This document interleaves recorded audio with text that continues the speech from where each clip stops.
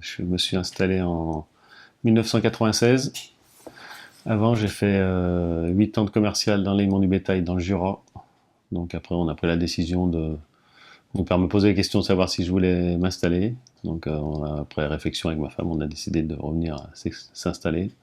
Donc on avait une exploitation qui était de 55 hectares, il y avait 150 000 litres de quota et un camping à la ferme.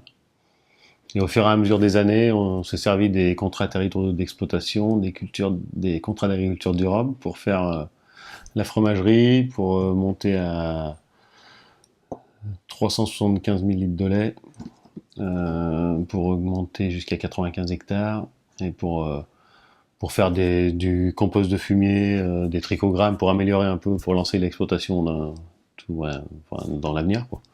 Donc, pour en arriver au jour d'aujourd'hui, dans la situation où on est, où d'ailleurs on arrête le lait. Donc, on a arrêté le lait par un choix de famille aussi, puisque mes deux filles veulent pas reprendre l'exploitation. Il y en a une qui va être professeure des écoles, puis l'autre qui est dans l'humanitaire. Mais elles veulent pas reprendre, donc notre salarié partait, donc on a choisi de... J'avais toujours dit qu'à 50 ans, moi, je regardais un peu pour faire évoluer notre vie de famille, et puis donc on a décidé d'arrêter les vaches. C'est 95 hectares, c'est un camping à la ferme, c'est de la production de tournesol semences, enfin un peu de diversité d'assolement, et puis un autre projet qui est en cours, mais là je peux pas en parler encore pour le moment, mais donc voilà. Donc pour relancer en plus, parce que c'est vrai qu'on avait la fromagerie, ma femme était un peu dans le contact avec la clientèle, on aime bien aller jusqu'au bout de la production pour discuter un peu avec les gens, et puis donc voilà, donc on va se diriger un peu plus là. C'est vrai que le camping c'est quelque chose qui nous intéressait aussi, et qu'on continue pour le moment. Ouais, ben alors là, c'est pas, enfin, par fait de hasard, non. Ouais. Il y avait un groupe d'agriculteurs qui s'était posé la question de la luzerne dans le secteur par, par une problématique érosion sur le secteur. Donc, ils s'étaient basés en fait, ouais, sur la problématique érosion pour peut-être faire rentrer la luzerne dans ce projet. Et j'avais entendu parler de ça, et puis moi, étant éleveur et puis producteur de céréales, je voyais un intérêt à avoir de la luzerne et puis à mettre de la luzerne dans ma rotation, déjà au niveau agronomique, et puis après au niveau plan phyto 2018 ou 2020, pour commencer à diminuer les intrants phytosanitaires dans les exploitations. Donc j'y voyais un intérêt assez important dans l'exploitation.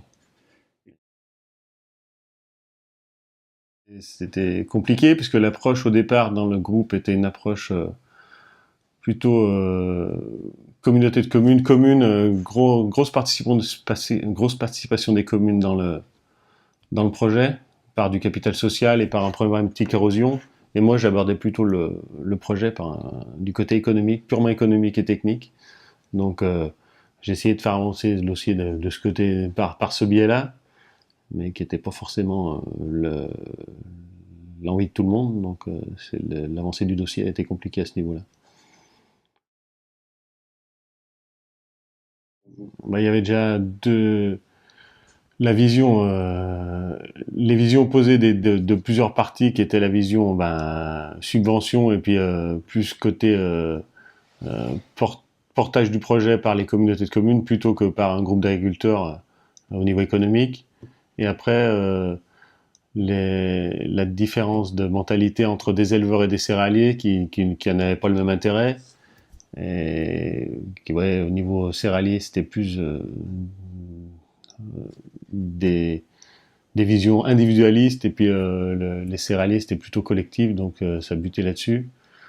Euh, et c'est vrai que le projet aussi a, a échoué aussi parce qu'il a traîné trop en longueur. Un projet, ça se construit, même si aujourd'hui, il faut quand même que les projets, il faut au moins minimum 5 ans pour qu'ils aboutissent, parce que avec les autorisations, tout ça. Mais là, il a démarré il y a peut-être plus de 10 ans. Et en fait, de VGT, les gens se sont pas mal épuisés. Puis moi, en premier, je me suis épuisé Enfin, après, on n'est plus vraiment dedans quand on a levé un frein, il y en a un autre, après on retombe sur le frein qu'on a levé avant.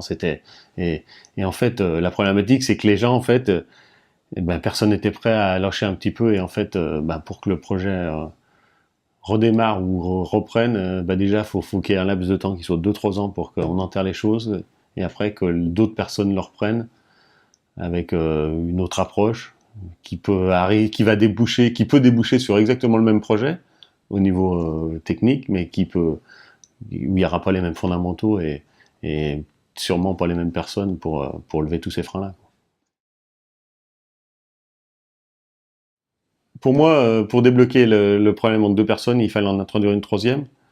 Et en fait, l'erreur que j'ai peut-être fait, c'est que c'est moi qui ai peut-être voulu introduire cette personne. Et il y aurait peut-être, comme elle venait déjà d'un parti, et ça a déjà biaisé peut-être un peu la discussion, faudrait que la personne, ouais, il aurait fallu l'amener d'une autre manière pour que ce soit les deux parties qui l'amènent. Et puis après, ouais, pour qu'elle soit vraiment indépendante et qu'elle n'ait pas de parti pris ni d'un côté ni de l'autre.